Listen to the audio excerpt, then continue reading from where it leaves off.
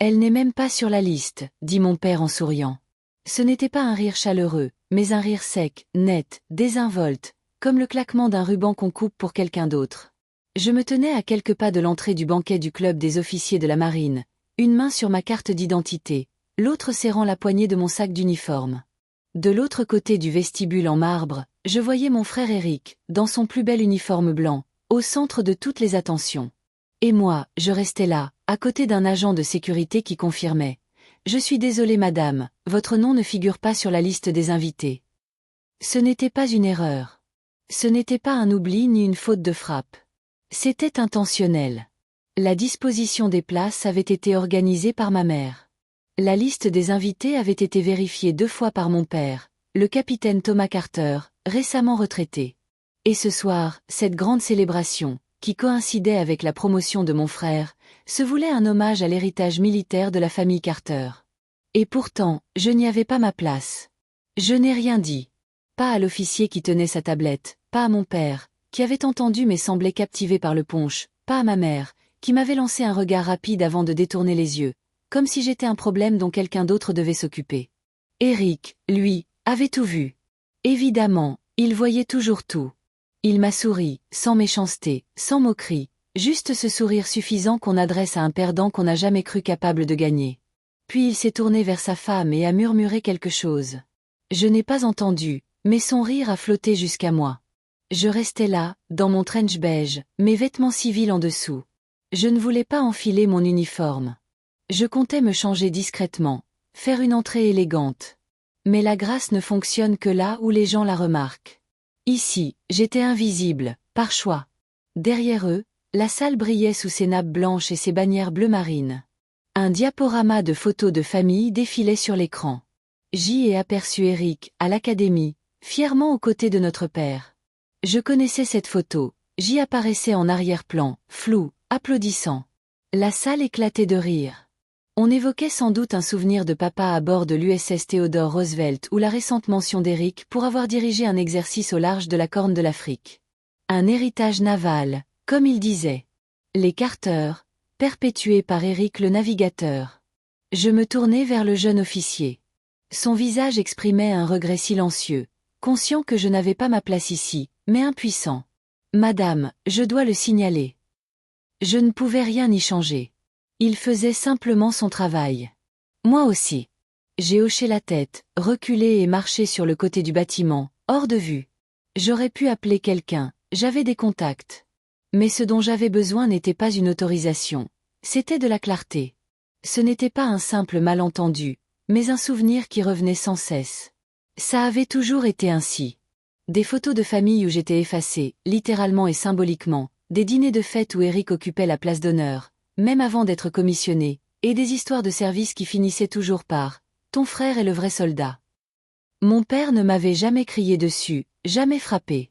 Il m'ignorait simplement, silencieusement, systématiquement.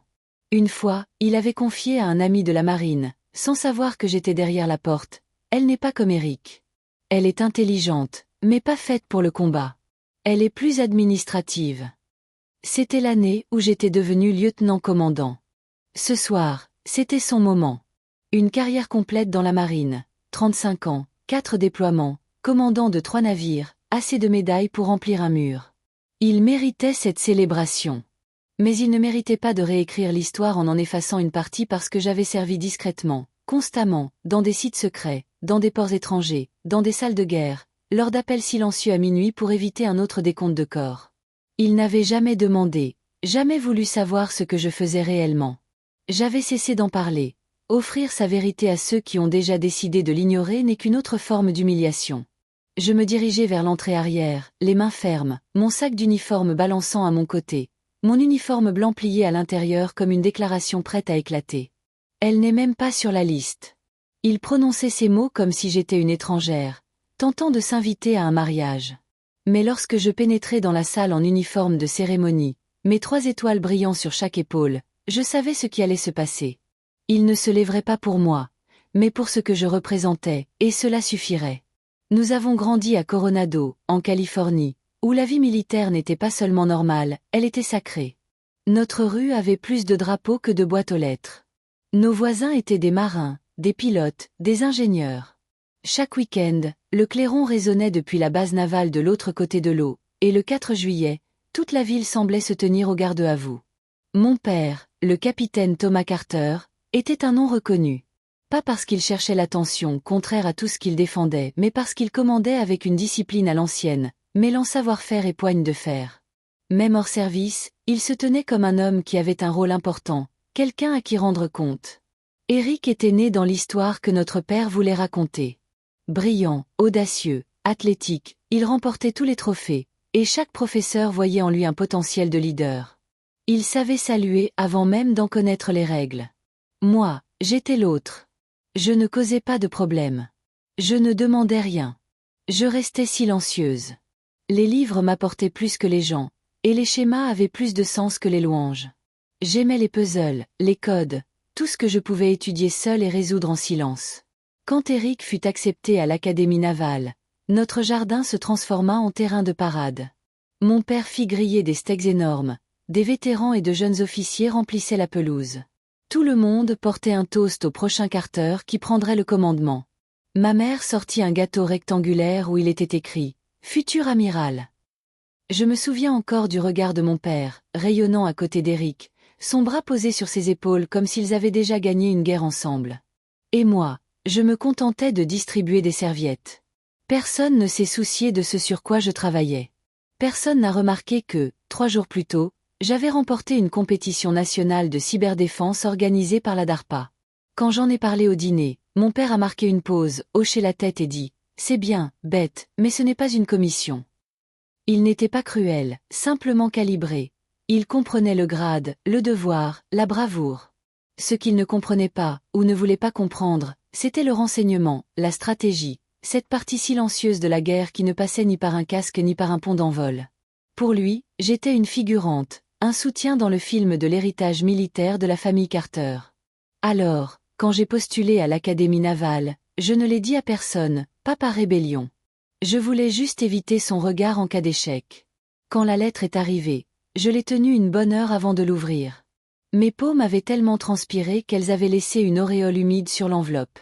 Je n'en ai parlé à personne pendant 3 jours. Puis, un soir, alors que mon père lisait le journal et qu'Eric s'entraînait à un nœud sur sa Porsche, je me suis tenue dans l'embrasure de la porte et j'ai dit « J'ai été acceptée ». Il n'a pas levé les yeux. Il a simplement tourné la page et murmuré « Ne faisons pas de chichi ». À l'académie, je me suis sentie plus chez moi que jamais sous mon propre toit.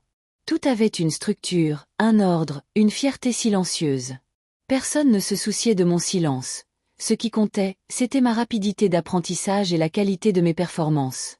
Je n'étais pas la cadette la plus forte, mais je figurais dans le top 3 en signaux, renseignements et simulations de jeux de guerre. Je pouvais surpasser la moitié de ma classe sans élever la voix. À la fin de ma 2e année, les instructeurs me considéraient déjà comme ayant un potentiel pour le commandement dans le renseignement.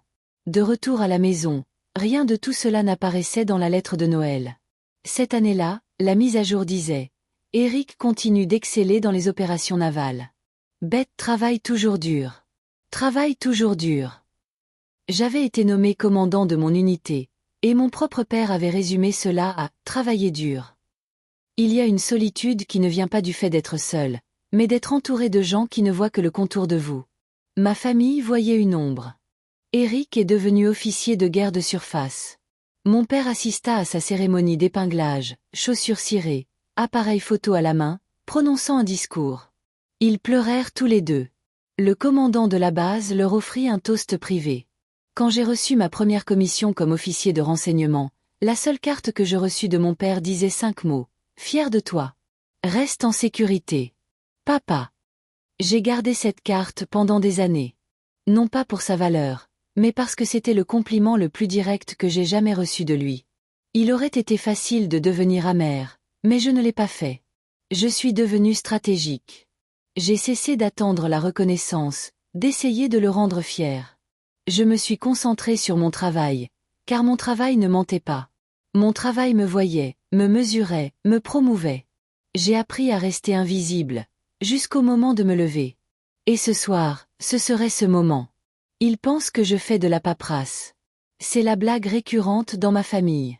Silda même me mentionnait que je m'assois dans un bureau climatisé à classer des formulaires, à examiner des feuilles de calcul, à ajuster des rapports.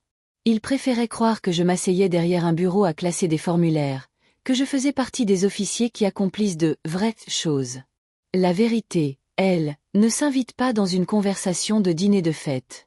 Elle n'est pas familiale, ne porte pas de médaille et n'apparaît jamais dans les gros titres. La vérité est silencieuse, classifiée, et vit dans des pièces sans fenêtres, 4 étages sous terre. La vérité, c'est que je dirigeais une guerre dont personne ne parlait. Après mon investiture, j'avais choisi le renseignement naval, non pas parce que c'était facile, mais parce que cela exigeait précision, leadership discret et réflexion stratégique. Ma première affectation fut à bord de l'USS Winston S. Churchill, intégrée à une équipe de données tactiques. On m'appelait la vigie, car je repérais les menaces avant qu'elles n'apparaissent. Je ne criais pas, je ne frappais pas sur la table. Je posais les questions que personne d'autre n'osait poser. J'ai été promu lieutenant, puis lieutenant-commandant, puis commandant, toujours en avance sur le calendrier. Chaque appel à la maison ramenait les félicitations brèves de ma mère et le silence de mon père. Eric obtenait les gros titres, moi des habilitations de sécurité maximale. À 37 ans, j'avais un nom de code et un couloir au Pentagone où seules quelques personnes pouvaient me suivre. On m'avait assigné à une structure de commandement si sensible que nos adresses n'apparaissaient même pas dans l'annuaire officiel. Nous travaillions dans une cellule clandestine 24h24, dédiée à la cyberguerre et à la réponse aux crises géopolitiques.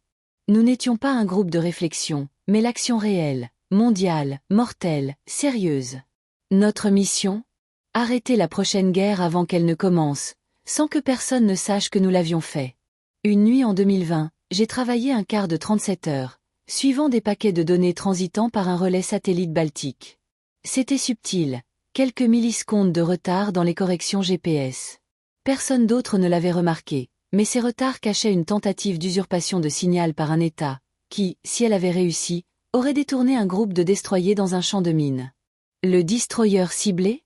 L'USS Newport, le navire d'Eric. Il ne l'a jamais su. Personne ne l'a jamais su. Une semaine plus tard, ils m'envoyèrent une photo d'Eric souriant devant le Newport avec une légende, « Notre guerrier ». Ma mère heureuse, comme si le Seigneur veillait sur lui. J'ai failli répondre, peut-être avec un petit mot de sœur depuis mon équipe de données et 2 infusions de caféine. Mais je ne l'ai pas fait. Il ne s'agissait pas de prouver quoi que ce soit aux autres, mais de faire le travail. En 2022, j'ai été transféré dans une installation de commandement souterraine sur la côte. Techniquement, elle n'existait pas. En pratique, elle gérait plus d'opérations étrangères que la moitié de la flotte active réunie. J'ai fait des briefings pour des alliés, conseillé des sous-comités de la NSA, supervisé des interceptions en temps réel. On m'appelait « amiral » dans les coulisses, avant même que la première étoile officielle ne soit apposée. Et le plus étrange, c'est que je restais invisible, jusqu'au jour où tout bascula un mardi. Je revenais d'un double service de coordination pour une opération de sauvetage urgente d'otages au Niger. Nous avions détourné une branche entière d'une flotte de drones pour créer une distraction thermique, permettant à nos hommes de s'exfiltrer sans aucune perte. Nous avons réussi à 4h12 du matin. J'ai retiré mes bottes, me suis assise dans l'obscurité, avec une tasse de café tiède et une douleur derrière les yeux qui dépassait la fatigue. Puis, j'ai vu un message de ma mère dans le groupe familial. Tellement fière d'Eric. Un autre article. Ils disent qu'il pourrait un jour être promu contre-amiral. Mon père a répondu. Il l'a mérité. L'un des rares à encore accomplir le travail qui compte. Mais personne ne m'avait mentionné. Personne ne m'avait demandé comment j'allais. Personne ne savait que j'avais déjà 2 étoiles rangées dans mon tiroir, prêtes pour le jour où la marine officialiserait ma promotion. Ils pensaient que je portais un tailleur, répondais au téléphone et classais des rapports. La réalité ?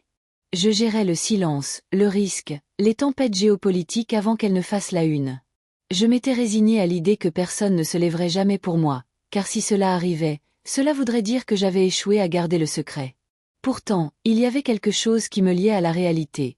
Une seule lettre, remise à la main par un général 4 étoiles. Elle disait que le commandant Elizabeth Carter était personnellement responsable du désarmement réussi d'une menace multinationale, sans aucune perte de vie américaine. Pas de parade, pas de spectacle, mais une mission accomplie. La promotion au grade de contre-amiral est arrivée tard un mercredi. Je me suis assise seule dans la salle de briefing lorsque le message est apparu. Pas de caméra, pas de champagne, pas de câlin. Juste un SMS, à partir de 7 heures, le contre-amiral Carter, sur ordre du SECNAV. J'ai regardé les étoiles argentées dans mon tiroir. J'ai pensé appeler la maison, mais quoi dire? Salut papa, je surclasse ton garçon d'or. Ce n'était pas pour l'ego, pas pour les applaudissements. C'était parce que si je ne me tenais pas dans cette pièce avec mon plein grade, quelqu'un d'autre réécrirait l'histoire. Et j'avais passé ma vie à les laisser mal la raconter. Plus maintenant, le jour du gala de l'héritage familial d'Écarté. La retraite de mon père et la promotion d'Éric baignaient dans le soleil printanier et la cérémonie. Ils avaient choisi un lieu grandiose à l'extérieur de Nordfock, un club de campagne militaire conçu comme une cathédrale de grade.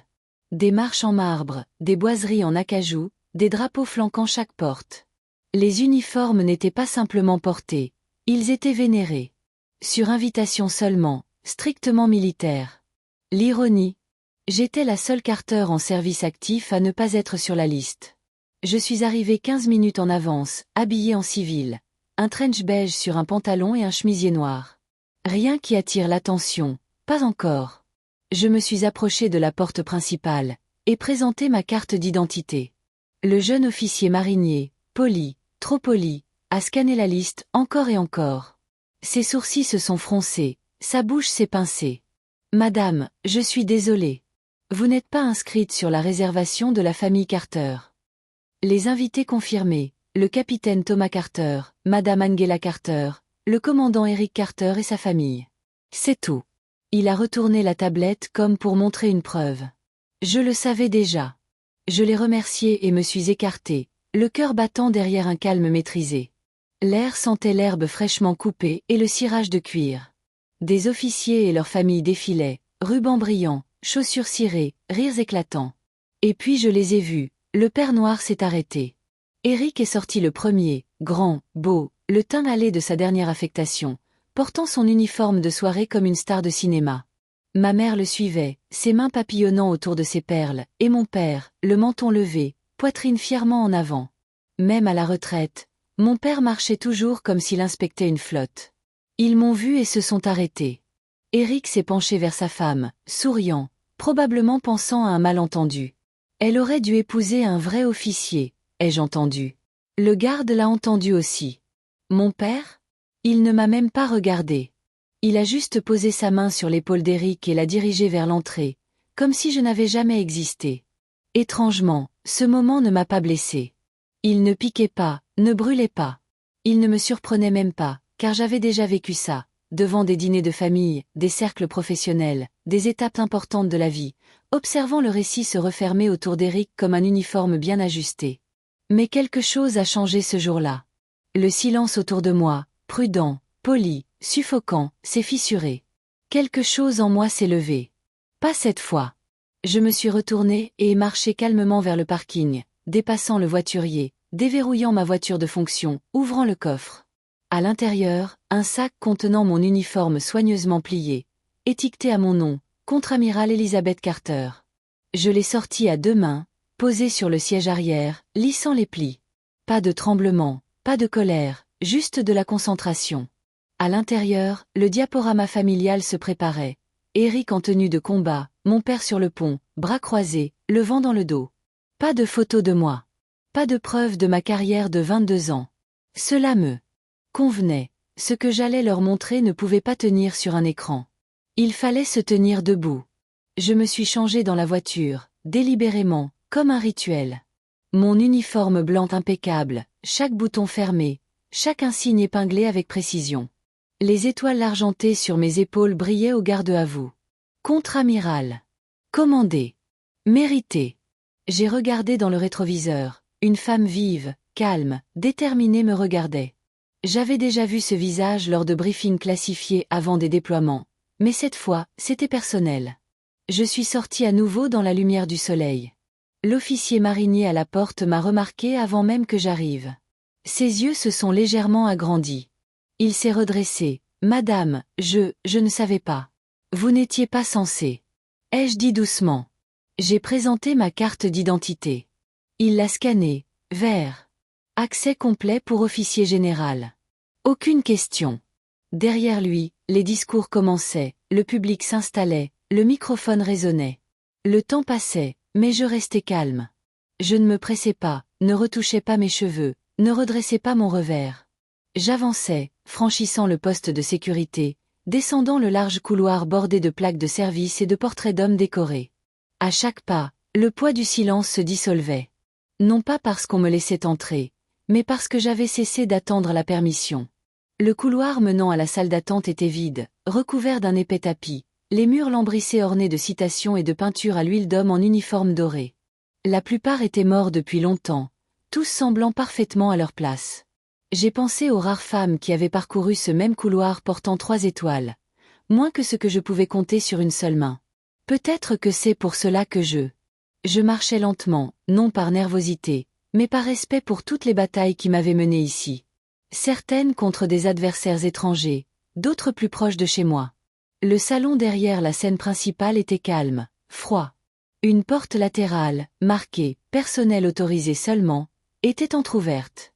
Je suis entré, j'ai pris une grande inspiration et fermé la porte derrière moi. Mes yeux ont balayé la pièce, des fauteuils en cuir, un porte-manteau, un miroir, une petite table avec des bouteilles d'eau et des programmes de cérémonie soigneusement empilés. Je me suis assise, mon sac d'uniforme à mes côtés, et je l'ai ouvert complètement pour la première fois de la journée. À l'intérieur, mon uniforme blanc de cérémonie, impeccable, brillant, net. Je l'ai étalé sur la table comme un drapeau. Et d'une certaine manière, c'était le drapeau de qui j'étais vraiment. Pas la version dont on plaisantait à Noël, pas le rôle secondaire dans la lettre familiale, mais la vraie moi. Pendant que je me changeais, mes pensées sont revenues non pas à la douleur mais au pouvoir. Opération Lion Wake, Somalie 2018. Une équipe de reconnaissance piégée derrière les lignes ennemies, communication brouillée, aucune extraction possible. 24 heures avant l'extraction, j'avais redirigé une branche entière d'une flotte de drones pour leur fournir couverture thermique. Les chefs d'état-major appelaient cela un miracle. Pour nous, c'était juste un mardi.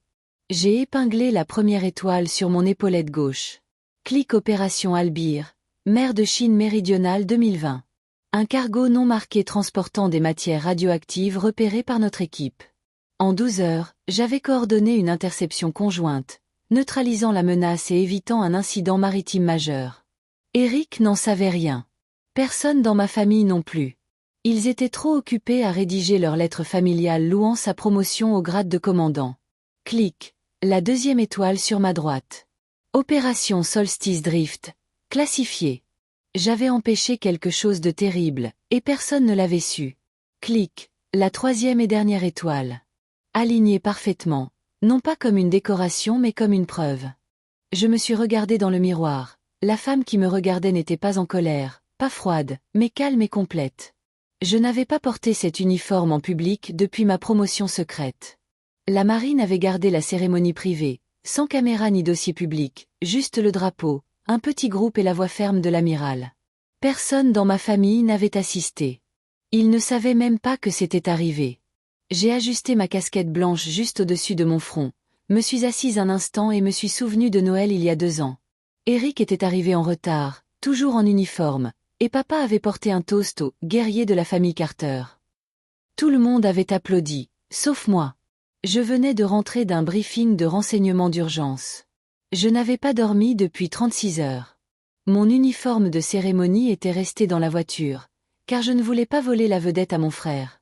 Quand j'ai dit à papa où j'étais, il a simplement hoché la tête. J'espère qu'ils ne t'ont pas trop fait travailler au bureau. Ce jour-là, je n'étais plus invisible. Ce jour-là, je me suis tenue debout, complète, commandant le respect que j'avais mérité depuis toujours. Je ne me cachais plus derrière un trench beige ou un silence poli. J'entrais dans cette cérémonie non pas en tant que fille, ni sœur, ni même Carter. J'entrais en tant qu'amiral de la marine des États-Unis. J'ai ouvert la porte du couloir et suis sorti. La musique jouait doucement. Un ensemble instrumental près de l'entrée de la salle de banquet. La pièce était bondée, environ 300 officiers, amis et familles, tous tournés vers l'avant, tous attentifs. Je me tenais à l'arrière, encore invisible, jusqu'à ce qu'une voix familière s'élève dans le système de sonorisation. Mesdames et messieurs, veuillez vous asseoir. Nous commençons la partie formelle de la cérémonie en accueillant l'invité d'honneur, le capitaine Thomas Carter. Les applaudissements ont éclaté. Mon père s'est levé, souriant modestement, et a rejoint la scène. Ma mère essuyait discrètement un coin des yeux. Éric s'est avancé ensuite. Mon père est un homme discret, mais ce qu'il a fait pour ce pays et notre famille est immense. Un clin d'œil à la tradition. Puis je l'ai entendu. Et en accueillant mon père sur scène, je demande à tous les officiers de la famille Carter de nous rejoindre au premier rang. Une pause. Puis quelqu'un derrière moi murmura. Attends, il y a une autre Carter. Le temps sembla ralentir. Je fis un pas, puis un autre. Une ondulation traversa la foule. Les têtes se tournèrent, les murmures montèrent. Ils ont d'abord vu l'uniforme blanc, puis les étoiles. Et ensuite, comme une vague, ce fut le moment. Les Navy SS se levèrent en premier.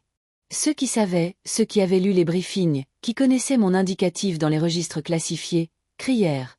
Pas un simple applaudissement, mais un cri militaire formel. Amiral Carter. Des 300 hommes se levèrent à l'unisson. Le son n'était pas seulement fort, il faisait vibrer la pièce. Les chaises raclaient, les médailles tintèrent, des ordres silencieux circulaient entre les rangs. Ces hommes, entraînés à bouger comme un seul corps, se tenaient maintenant ensemble. Les bras le long du corps, le dos droit. Et comme ça, le banquet se transforma. Tous les regards se détournèrent d'Éric, de mon père, des diaporamas et des discours préparés. Ils se tournèrent vers moi, contre-amiral Elizabeth Carter. Je n'avais pas besoin de crier, je n'avais même pas besoin de parler. Je me contentais d'avancer. Les premiers rangs s'écartèrent comme la mer Rouge. Quelqu'un murmura mon nom, mais je gardai mon regard fixe en avant, calme et déterminé. Ce n'était pas de la colère, c'était une arrivée. Le moment se propagea. Pas seulement un choc, mais une reconnaissance. Le vice-amiral Torres, assis 3 tables plus loin, cligna des yeux, et l'amiral Voss se leva à nouveau pour me saluer. Je rendis l'inclination de la tête avec respect. Le protocole n'avait rien prévu pour ce moment, mais je n'étais pas là pour le protocole, j'étais là pour la vérité. Ma mère serrait ses mains contre sa poitrine, bouche entr'ouverte, muette. Mon père resta immobile, verre suspendu à mi-toast, figé entre la fierté et le déni. Éric, lui, avait le regard vide, non de honte, mais de confusion, comme si quelqu'un avait piraté sa version de la réalité et remplacé toutes les variables. « Bête !» murmura-t-il silencieusement. Au premier rang, je pris ma place. Pas derrière eux, pas à côté, mais devant. Un jeune officier s'approcha, le visage rouge, nerveux, et me tendit un programme imprimé. « Madame, nous ne savions pas que vous seriez là. Votre nom n'a jamais été soumis. » Je répondis calmement, « Oui, j'ai remarqué. » Il cligna des yeux, hocha la tête, avala sa salive. « Nous allons ajuster l'ordre de reconnaissance. » Je hochai la tête, « Continuez. » Il s'éloigna, conscient qu'il venait de remettre un plan de table à quelqu'un capable de lancer des ogives nucléaires. Éric retourna au micro. Il essaya de sourire, de se reprendre, mais sa voix faiblissait. Eh bien, il semble que notre héritage familial se perpétue d'une manière que je n'avais pas pleinement appréciée. Des rires doux et nerveux parcoururent l'assemblée. Il fit un signe de tête. Applaudissons chaleureusement le contre-amiral Elizabeth Carter. Des applaudissements sporadiques suivirent, polis, incertains. Le récit venait de changer, et personne ne l'avait répété. Après les formalités et la remise du drapeau à mon père, la foule se dispersa en petits groupes. Les verres s'entrechoquaient, les conversations reprenaient. Je restai près de la fenêtre, sirotant de l'eau, calme, seul. Je n'avais pas chassé qui que ce soit. Et pourtant, ils vinrent. D'abord le vice-amiral Torres, amiral Carter, quel honneur. Je me souvenais de lui, précis, méthodique, lors d'un exercice conjoint au-dessus de l'Islande. « Je ne vous attendais pas ici, » dit-il doucement. Je souris, moi non plus. Puis le commandant Johnson, un des SS de l'opération Lion Wake, s'avança. D'abord silencieux, il hocha la tête, le regard plein de gratitude. « Vous nous avez ramenés à la maison, » murmura-t-il. « Suffisant. » Éric arriva en dernier, sans panache. Fatigué, dégonflé, comme un homme découvrant qu'il n'était pas le protagoniste. « Depuis combien de temps ?» demanda-t-il. « 15 ans, répondis-je. Il hocha lentement la tête, ses yeux parcourant mon uniforme, incrédule. « Tu me surclasses. » Ce n'était pas de la critique, juste de l'admiration. « Oui, dis-je, mais ce n'est pas ça qui compte. » « Alors, Qu'est-ce qui compte? Je posai mon verre. Ce qui compte, c'est combien de temps tu as supposé que je ne le faisais pas. Derrière lui, mon père se tenait, bras croisés, silencieux mais observateur. Pour la première fois depuis des années, nos regards se croisèrent. Pas de salut, pas de poignée de main, juste un signe de tête incertain, fragile, comme le début d'une phrase. À la fin de la soirée, j'étais la dernière Carter debout dans le hall. Tous les autres étaient partis. Ma mère m'embrassa brièvement sur la joue, larmoyante. Mon père me serra la main. Mon frère resta silencieux. En quittant le bâtiment, le jeune officier à l'entrée se redressa. « Bonsoir, amiral. » Je lui rendis le geste et sortis dans la nuit. Je souris. Non pas pour leur prouver qu'ils avaient eu tort, mais parce que j'avais enfin arrêté d'essayer. 6 mois plus tard, je rendis visite à mes parents pour la première fois depuis des années. Le calme régnait. Un dimanche après-midi à Virginia Beach, le vent caressait doucement le porche, comme un murmure. La maison n'avait pas beaucoup changé, la même balançoire grinçante, le même drapeau à l'avant.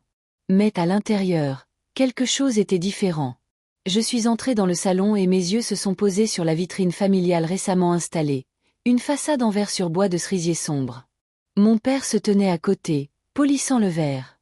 Pas par ostentation, juste avec soin, comme si cela avait de l'importance.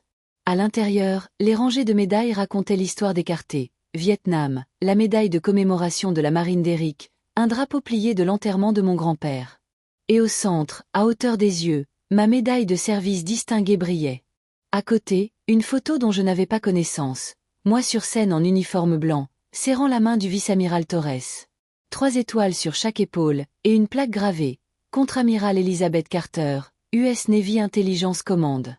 Ce n'était pas juste une reconnaissance, c'était la bravoure silencieuse au-delà des applaudissements. Mon père me vit la regarder, se redressa et se racla la gorge. La vitrine racontait désormais toute l'histoire. Ce n'était pas une excuse, mais une reconnaissance précieuse. Au dîner ce soir-là, quelque chose avait changé. Eric parla de sa nouvelle affectation avec un ton plus réel, moins performatif. Il me demanda comment son équipe gérait les interactions sur la chaîne de commandement. J'ai répondu, et il écouta. Ma mère, d'une voix douce, me demanda si j'envisagerais un jour d'enseigner à l'académie. Elles ont besoin de femmes comme vous, intelligentes, qui ont réellement vu le monde. Avant, ce genre de commentaires m'aurait blessé. Maintenant, c'était une ouverture. Plus tard, Eric et moi nous sommes assis dehors sur la balançoire du porche, la même où il faisait des nœuds quand nous étions enfants, pendant que je lisais silencieusement des livres d'histoire militaire. Au début, nous n'avons pas parlé, juste observé la brise jouer avec les feuilles. Puis il se tourna vers moi. « Je suis désolé. » Les mots étaient petits mais lourds. Il secoua la tête. J'ai dit des choses que je n'aurais pas dû. J'ai fait beaucoup d'hypothèses sur ce qui comptait dans cette famille, ce qui avait de la valeur. Je laissai le silence s'installer. Je ne voulais pas t'éclipser, dis-je. C'est pour ça que je ne portais jamais l'uniforme près de toi, jamais parler de mon travail. Il sourit faiblement. Il s'avère que la brillance n'est pas quelque chose que je pouvais arrêter. Tu l'as gagné, dis-je. Il marqua une pause, puis ajouta doucement. Tu l'as toujours fait. Nous restâmes un moment, et pour la première fois, je ressentis non seulement la paix, mais l'égalité. Pas le cérémonial, pas les médailles, pas les sièges ou les poignées de main. Un vrai respect humain. Fragile comme du verre, mais réel. Alors que je me levais pour partir, mon père me rencontra à la porte. Il ne tenta pas de m'embrasser, ne dit rien de grandiose, mais me regarda droit dans les yeux. Cette fois, il ne détourna pas le regard. « Tu rends fier la marine, amiral, » dit-il, marquant une pause. « Et tu m'as rendu fier aussi. » J'ai juste eu du mal à le dire. Je hochai la tête, pas parce que j'avais besoin des mots, mais parce qu'ils avaient enfin un poids réel. Plus tard dans la soirée, je me tenais dans mon appartement à Washington, regardant les étoiles à travers la fenêtre. De vraies étoiles, pas argentées, pas brodées sur une épaule. Je pensais à toutes ces années passées à chercher l'approbation, à attendre les applaudissements, à espérer une place à table. Et maintenant, je n'avais plus besoin d'une chaise. J'avais un commandement, un but, et la paix. Le sang avait construit le nom d'Écarté, mais j'avais reconstruit le sens avec mon travail. Personne ne voyait, mais le silence lui-même rendait hommage à un service qui n'avait rien demandé, et qui recevait enfin tout. Si cette histoire vous a captivé, Abonnez-vous à notre chaîne pour découvrir chaque jour d'autres récits puissants et choquants.